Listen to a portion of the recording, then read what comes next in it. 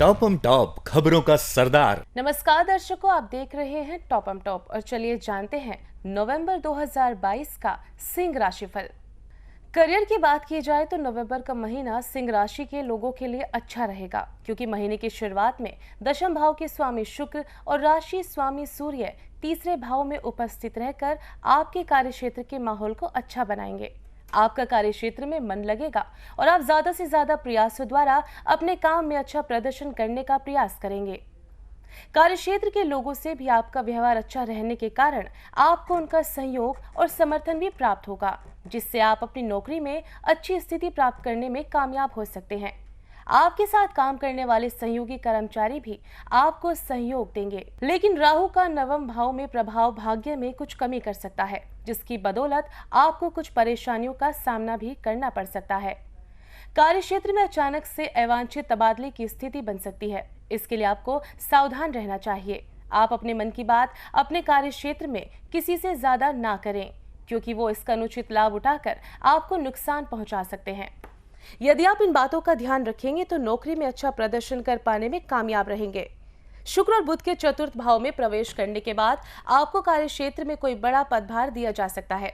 यदि आप कोई व्यापार करते हैं तो सप्तम भाव महाराज छठे भाव में बैठकर आपकी कड़ी परीक्षा लेंगे, यानी कि आपको व्यापार में उत्तम सफलता प्राप्ति के लिए कठिन प्रयास और मेहनत करनी होगी, लेकिन यह व्यर्थ बिल्कुल नहीं जाएगी, क्योंकि शनिदेव आपका पूरा साथ देंगे। आप दीर्घकालीन योजनाओं को बनाएं और उन पर अमल करने की तैयारी करें, जिसका लाभ भी आपको दीर्घकाल तक प्राप्त होगा। व्यापार से संबंधित निवेश करने से भी आपको लाभ प्राप्ति के योग बनेंगे और आपका व्यापार विस्तारित होगा। आपका व्यापार धीरे धीरे बढ़ेगा, लेकिन मजबूती से आगे बढ़ेगा। बाजार में आपके उत्पादों की मांग भी बढ़ सकती है। महीने के उत्तरार्ध में जब मंगलदेव आपके दशम भाव में चले जाएंगे, तब आपको अपने व्यापार से जुड़े किसी भी काम से बचना चाहिए जो कानूनी रूप से गलत है, नहीं तो आपको इसका खामियाजा भुगतना पड़ सकता है। हालांकि यह समय कामों में सफलता प्रदान करेगा। चलिए जान लेते हैं आपकी आर्थिक स्थिति के बारे में। आर्थिक स्थिति की बात करें तो कुंडली के एकादश भाव में महीने की शुरुआत में वक्री मंगल की उपस्थिति रहेगी, जिसके परिणाम स्वरूप आपकी आमदनी ठीक ठाक चलती रहेगी।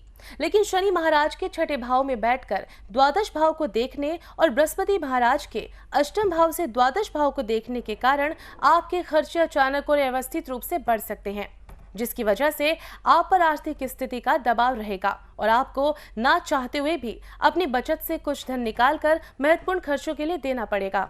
इसकी वजह से आप तनावग्रस्त भी हो सकते हैं, लेकिन अपना धैर्य नहीं खोना चाहिए। परिस्थितियां थोड़ी सी अनुकूल नहीं है, लेकिन फिर भी जब बुध और सूर्य का गोचर चतुर्थ भाव में होगा और मंगल भी दशम भाव में आ जाएंगे, तो आप अपने निजी प्रयासों से धीरे धीरे अपनी आमदनी में वृद्धि दर्ज कराने में सक्षम हो पाएंगे। फिर भी आपको इस महीने अपनों के लिए एक अच्छा सा बजट प्लान करके चलना चाहिए, ताकि भविष्य में कोई समस्या ना हो। चलिए बात कर लेते हैं आपके स्वास्थ्य के बारे में। स्वास्थ्य की आपकी राशि स्वामी सूर्य महाराज कुंडली के तीसरे भाव में रहकर आपको मजबूती प्रदान करेंगे, जिससे आपका स्वास्थ्य प्रबल बनेगा और पुरानी स्वास्थ्य समस्याओं में भी कमी आएगी। लेकिन कुंडली के छठे भाव में शनि महाराज की उपस्थिति और अष्टम तथा द्वादश भाव पर उनकी दृष्टि तथा बृहस्पति महाराज के अष्टम भाव में उपस्थिति, वहां से द्वादश भाव में दृष्टि स्वास्थ्य के मामले में आपको परेशानी दे सकती है। आपको कोई लंबा चलने वाला शारीरिक रोग हो सकता है, जिसके लिए आपको सतर्क हो जाना चाहिए। अपना मेडिकल परीक्षण कराएं, ताकि आपको समय पर पता चल जाए कि समस्या कहां है। अब जानते हैं आपके प्रेम और वैवाहिक जीवन के बारे में। यदि आपके प्रेम जीवन की बात करें तो पंचम भाव पर वक्री मंगल का प्रभाव महीने की शुरुआत में ही दिखाई देगा, जिसके परिणाम स्वरूप प्रेम संबंधों में उतार चढ़ाव और तनाव बढ़ने की संभावना है। इस दौरान आप दोनों का एक दूसरे को ना समझ पाने के कारण गुस्सा और इरिटेशन बढ़ सकता है, जिसकी वजह से रिश्ते में दरार आने की संभावनाएं हैं।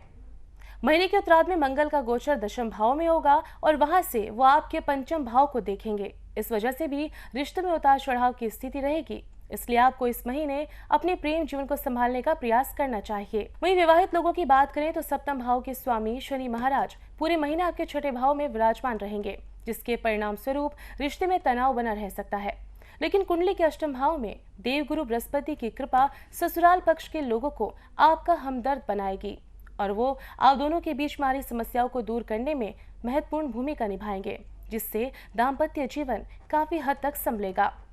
शुक्र और बुध के चतुर्थ भाव में गोचर करने से घर का माहौल अच्छा हो जाएगा। अब जान लेते हैं पारिवारिक दृष्टि। यदि पारिवारिक दृष्टि की बात की जाए तो कुंडली के दूसरे भाव के स्वामी बुध महाराज कुंडली के तीसरे भाव में शुक्र और सूर्य के साथ स्थित हैं तथा देवगुरु बृहस्पति कुंडली के अष्टम भाव में बैठकर द्वितीय भाव को देख रहे हैं, जिससे परिवार का माहौल सकारात्मक रहेगा। कुटुंब के लोग एक दूसरे से प्यार भरी बातें करेंगे, एक दूसरे के प्रति अपनापन दर्शाएंगे और परिवार के हित की बातों से कुछ नया करने का प्रयास करेंगे।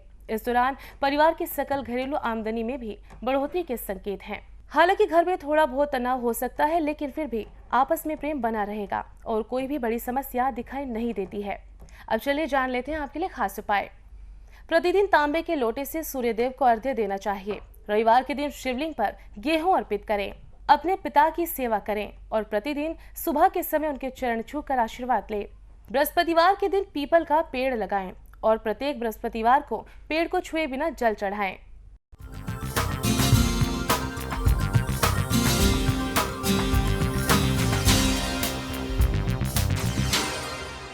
टॉप खबरों का सरदार।